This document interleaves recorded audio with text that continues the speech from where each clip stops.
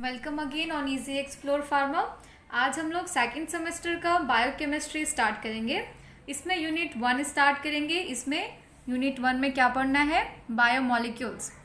तो बायोमोलिक्यूल्स सबसे पहले समझते हैं कि बायोमोलिक्यूल्स क्या होता है। बायोमोलिक्यूल्स मतलब ऐसा केमिकल कंपाउंड जो कि लिविंग ऑर्गेनिज्म के अंदर में पाए जाते हैं। ठीक है, किसी भी ह्यूमन्स बीइंग है वो बहुत सारे मॉलिक्यूल्स बहुत सारे सब्सटेंस से मिलकर बना होता है उनका सेल। उसी सेल में क्या होता है? बायोमोलिक्यूल्स पाए जाते हैं। बायोमोलिक्यूल्स ये बिल्डिंग ब्लॉक होता है लाइफ का और बहुत सारे इंपॉर्टेंट फंक्शंस परफॉर्म करते हैं। फॉर एग्जांपल सपोज हमारे बॉडी में कार्बन है, हाइड्रोजन है, ऑक्सीजन है, प्रोटीन है, ये सब क्या है? ये बायोमोलिक्यूल्स है। ये सबसे मिलके ही हमारा एक सेल बनता है। तो देखिए बायोमोलिक्यूल्स सेल्स में पाए जाते हैं और ये फर्दर जाके ये सेल्स जो है वो डिवाइड हो जाते हैं ऑर्गेनिक और इनऑर्गेनिक में। मतलब सेल्स में जो भी पाए जा रहे हैं मॉलिक्यूल्स वो ऑर्गेनिक मॉलिक्यूल्स भी हो सकते हैं और इनऑर्गेनिक भी हो सकते हैं। ऑर्गेनिक में carbon, hydrogen, oxygen, nitrogen, phosphorus ये सब होंगे और इनऑर्गेनिक में minerals and vitamins and water होंगे। ठीक है, मेनली जो मॉलिक्यूल्स होते हैं जो ये सब से मिलकर बनते हैं, जो हमारे मेटाबॉलिज्म में हेल्प करते हैं, वो होगा protein, amino acid, nucleic acid, lipids, fats and at last is the carbohydrate which is very important for the examination point of view. तो यहाँ पे देखिए मिनरल्स एंड वाइटामिन्स में फर्दर जाके essential mineral for the plant and essential mineral for animals में divide होते हैं। तो हम लोग को मेनली जो बहुत ज़्यादा कैटेगराइज करके पढ़ना है और एक्सप्लेन करके पढ़ना है वो है carbohydrates, fats, lipid, nucleic acid, amino acid and protein. मतलब इसको हम लोग बहुत ज़्यादा क्लैरिफाई करके पढ़ेंगे। ठीक है, तो स्टार्ट करते हैं। First is the carbohydrate. Carbohydrate क्या होता है? Carbohydrate are polyhydroxyaldehyde or polyhydroxy ketones or the compound which yield such product on hydrolysis। Carbohydrate का मतलब क्या होता है कि polyhydroxyaldehyde होगा या फिर polyhydroxy कीटोन होगा। अब polyhydroxyaldehyde और कीटोन क्या होगा? नाम से समझ में आ रहा है कि पोलियोहाइड्रोक्सी मतलब बहुत सारा हाइड्रोक्सी ग्रुप है, मतलब बहुत सारा पोलियो मीन्स बहुत सारा, हाइड्रोक्सी मीन्स OH ग्रुप मतलब बहुत सारा हाइड्रोक्सी ग्रुप है और उसके साथ क्या है? एल्डिहाइड। मतलब एक ऐसा कंपाउंड है या फिर ऐसा मॉलिक्यूल्स है जिसके अंदर मोर देन 1 OH ग्रुप है और उसके साथ क्या जुड़ा हुआ है? एल्डिहाइड जुड़ा हुआ है। या फिर ऐसे कंपाउंड और मॉलिक्यूल्स हैं जिनके पास बहुत सारा OH ग्रुप है और मोर देन 1 OH ग्रुप है और उनके साथ क्या जुड़ा हुआ है? कीटोन जुड़ा हुआ है। और ऐसा कंपाउंड जिसके हाइड्रोलिसिस करने के बाद मतलब उनके एक्चुअल स्ट्रक्चर में ये दोनों नहीं आके उसके हाइड्रोलिसिस के बाद के स्ट्रक्चर में आएंगे पॉलीहाइड्रोक्सी एल्डिहाइड और कीटोन, तो उनको क्या बोलेंगे? कार्बोहाइड्रेट्स। इम्पिरिकल फॉर्मूला और जनरल फॉर्मूला होता है निकालने का, ये पता करने का कि गिवन सब्सटेंस कार्बोहाइड्रेट है या नहीं। वो कैसे होगा? CnH2O to the whole twice N। ठीक है, अब कार्बोहाइड्रेट्स का क्लासिफिकेशन देखिए। कार्बोहाइड्रेट्स के क्लासिफिकेशन में दो कार्बोहाइड्रेट मेनली 2 पार्ट्स में डिवाइड है, sugar and non sugar. Sugar further जाके 3 पार्ट्स में डिवाइड है, monosaccharide, disaccharide and oligosaccharide. Non sugar further जाके पॉलीसैकेराइड में डिवाइडेड है जो कि फर्दर होमोपॉलीसैकेराइड एंड हेट्रोपॉलीसैकेराइड में फर्दर जाके क्लासिफाइड है। ठीक है, अब हम लोग स्टार्ट करते हैं मोनोसैकेराइड। एक बार क्लासिफिकेशन से पहले ये देख लीजिए, इसको अच्छे से समझ लीजिए कि पोलियोहाइड्रोक्सी एल्डिहाइड कैसे हम लोग किसको बोल रहे हैं। सपोज ये है, ये एक हमारा है मॉलिक्यूल्स, ठीक है, जो कि कार्बोहाइड्रेट है। ग्लूकोज, ग्लूकोज क्या है? कार्बोहाइड्रेट है। इसके स्ट्रक्चर में देखिए पोलियोहाइड्रोक्सी मीन्स क्या है? पोलियो बहुत सारा हाइड्रोक्सी ग्रुप है, मोर देन 1 हाइड्रोक्सी ग्रुप है। ये देखिए मोर देन 1 हाइड्रोक्सी ग्रुप है। उसके साथ यहाँ पे क्या लगा हुआ है? एल्डिहाइड लगा हुआ है ना, CHO। देखिए इसको ऐसे भी लिख सकते हैं CHO।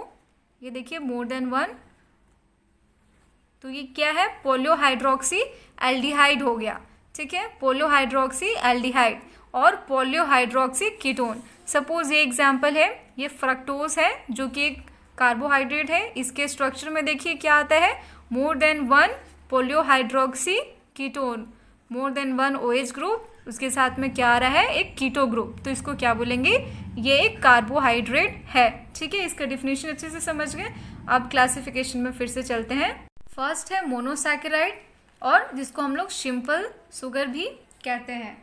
अब मोनोसैकेराइड किसको बोलेंगे, वैसा कंपाउंड और वैसा बायोमोलिक्यूल्स और ऐसा मॉलिक्यूल्स जिसको हम लोग फर्दर हाइड्रोलिसिस नहीं कर सकते हैं, मतलब वो सबसे ज़्यादा सिंपलेस्ट फॉर्म में है, उससे ज़्यादा अब सिंपलेस्ट फॉर्म उसका हो ही नहीं सकता है।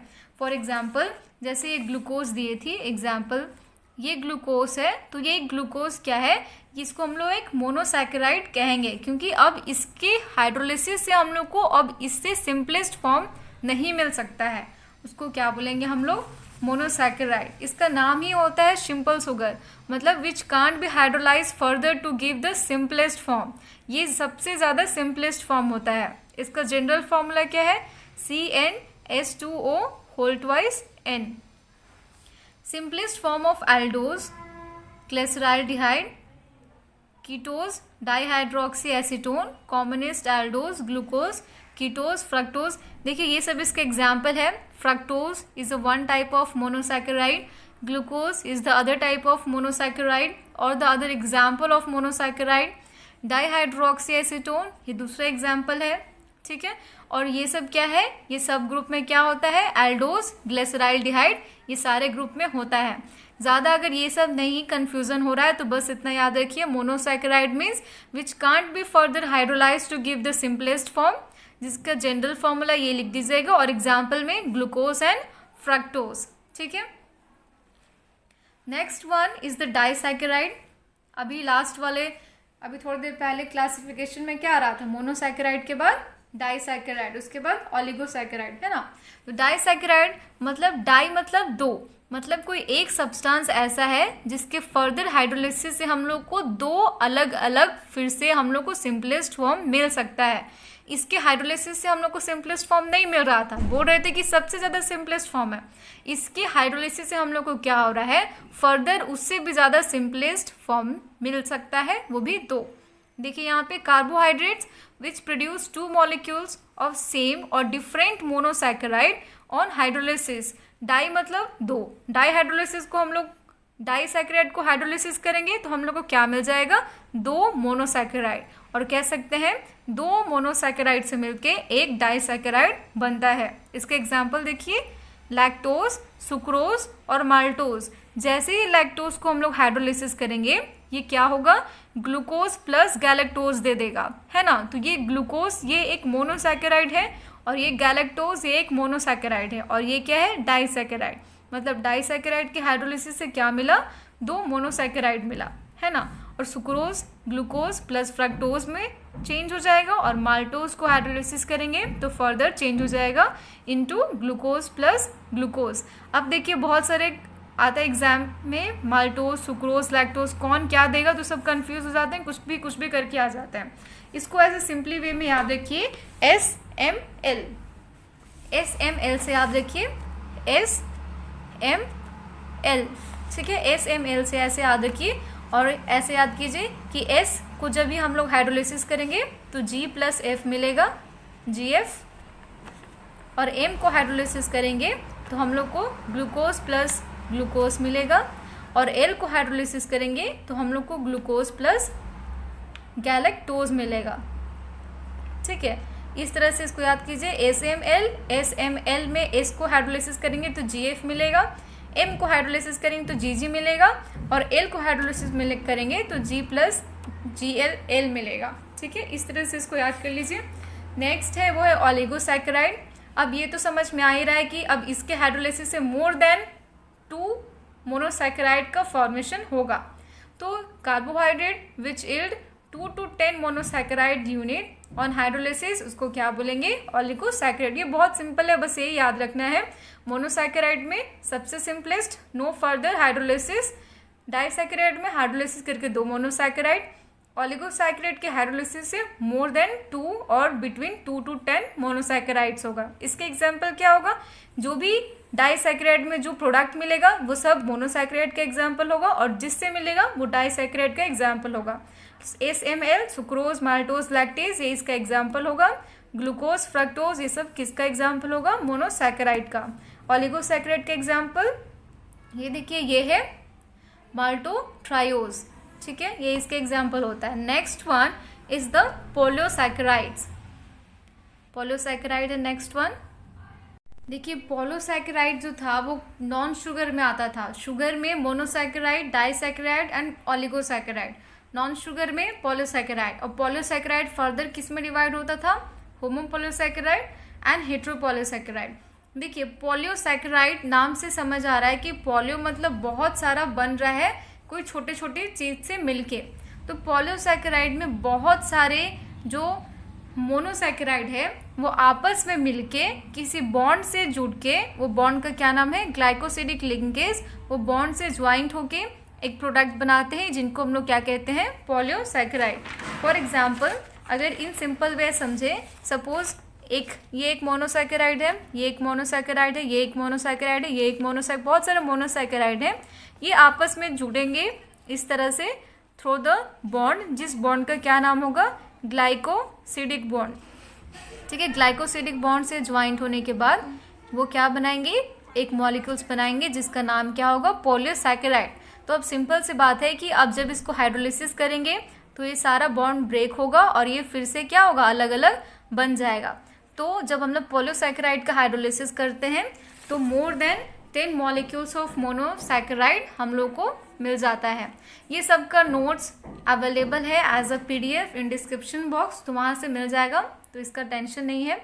तो इसका फॉर्मूला क्या होगा, C6H10O5 अब ये फर्दर पोलियोसैकेराइड डिवाइड होता है होमोपोलियोसैकेराइड में एंड हेट्रोपोलियोसैकेराइड में। तो अब देखेंगे होमोपोलियोसैकेराइड मतलब ऐसा पोलियोसैकेराइड जो बहुत सारे मोनोसैकेराइड से मिल के बना हो, लेकिन वो सारा मोनोसैकेराइड क्या होगा, सिंगल टाइप का होगा, एक जैसा होगा। नाम से ही पता चल रहा है, होमो मतलब सेम जैसा, मतलब ये जो भी बना था वो सब क्या होगा, सबके स्ट्रक्चर और फंक्शन मतलब ये जो भी होगा वो सेम होगा, या तो सारा ग्लूकोज होगा या तो सारा फ्रक्टोज होगा ऐसे। और हेट्रो में क्या होगा, ये सारा सेम नहीं होगा, ये सारा अलग अलग होगा। तो जैसे कि for example starch, cellulose, glycogen, dextrin, ये सब का जब स्ट्रक्चर बनेगा, स्ट्रक्चर आगे हम लोग पढ़ेंगे, वो देखिएगा उसमें सेम तरह के मोनोसैकेराइड से मिलके पोलियोसैकेराइड बना रहता है। और हेट्रोपोलियोसैकेराइड में वैसे ही अलग अलग से मिलके बना रहेगा। More than 1 type of monosaccharide component is present. इसके एग्जाम्पल क्या होगा, हेपेरिन, ठीक है, म्यूकोपोलियोसैकेराइड, ठीक है, म्यूरिन, और ये फिर हाइड्रोरोनिक एसिड, ये सब क्या होगा, हेट्रोपोलियोसैकेराइड्स का एग्जाम्पल होगा।